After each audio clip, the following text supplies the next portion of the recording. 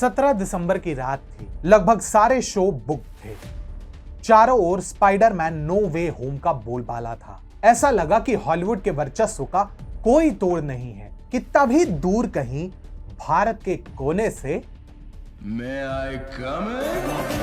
नमस्कार, स्वागत है आपका TFI, भारत का सबसे बड़ा ऑल्टरनेट न्यूज मीडिया पोर्टल। और मैं अनिमेश पांडे आपको अवगत कराऊंगा कि कैसे हॉलीवुड के प्रभाव के समक्ष न केवल पैन इंडिया फिल्म्स ने भारत की लाज रखी, अपितु बॉलीवुड को यह भी संदेश दिया, स्वागत नहीं करोगे आप हमारा? तो अविलंब आरंभ करते हैं। लोहा ही लोहे को काटता है, वो कैसे?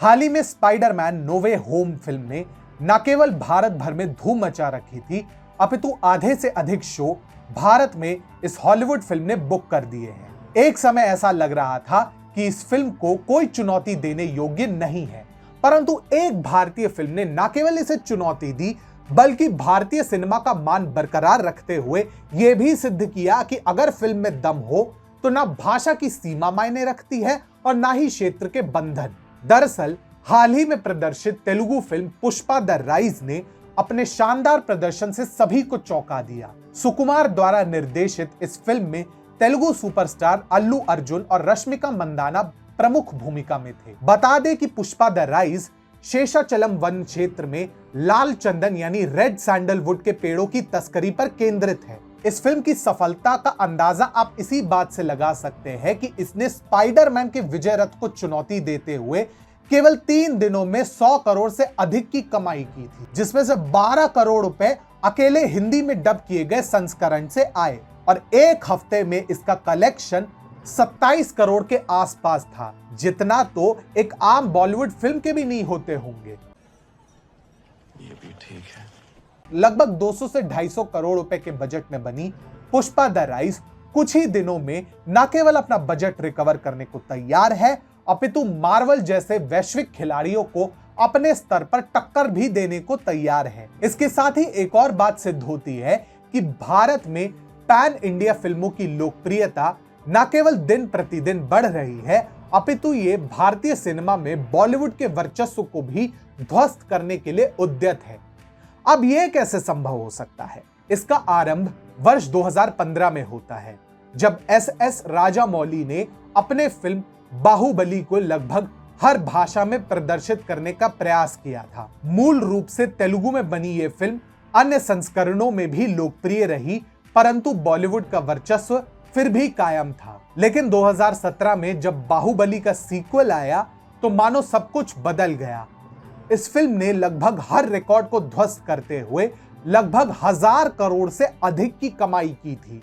यदि दंगल फिल्म ने चीन में शरण ना ली होती तो बाहुबली वित्तीय तौर पर कुल राजस्व में भारत की सबसे सफल फिल्म सिद्ध होती, जिसने लगभग 1900 करोड़ रुपए वैश्विक बॉक्स ऑफिस पर कमाए थे। क्यों हिला डाला ना? लेकिन ये रीति यही खत्म नहीं हुई। बाहुबली के नेतृत्व में जब तेलुगु उद्योग ने यह सिलसिला प्रारंभ किया तो कन्नड़ उद्योग कैसे पीछे रहता? अगले ही वर्ष 2018 में कोलार स्वर्ण खदान के गोरख धंधों पर आधारित KGF का प्रथम संस्करण प्रदर्शित हुआ। कन्नड़ स्टार नवीन राजगौड़ा उर्फ यश के नेतृत्व में यह फिल्म न केवल पूरे भारत में प्रदर्शित हुई, अपितु उसने उसी दिन भारत में प्रदर्शन का निर्णय लिया जिस दिन शाहरुख खान की बहुप्रतीक्षित जीरो प्रदर्शित होने को तैयार थी।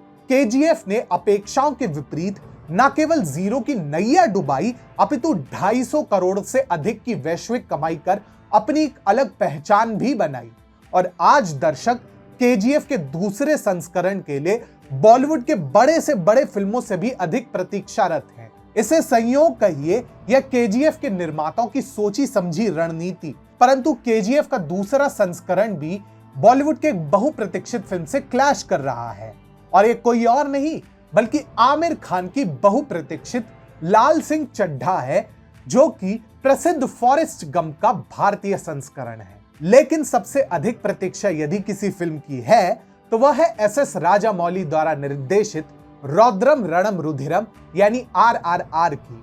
अल्लूरी सीताराम राजू और कोमाराम भीम के शौर्य गाथा पर आधारित इस काल्पनिक चित्रण पर कोविड का ग्रहण अवश्य लगा था, परंतु अब यह फिल्म 7 जनवरी को प्रदर्शित होने को तैयार है और तेलुगु आधारित होने के बावजूद इसकी प्रतीक्षा भारत के हर व्यक्ति को है, चाहे वो किसी भी क्षेत्र का हो। स्वयं राजामौली ने एक प्रेस कॉन्फ्रेंस में कहा था कि फिल्म बनाते समय उनके लिए महत्वपूर्ण नहीं कि अभिनेता किस क्षेत्र से है, महत्वपूर्ण यह है कि वह उसके कथा के लिए कितना महत्वपूर्ण है।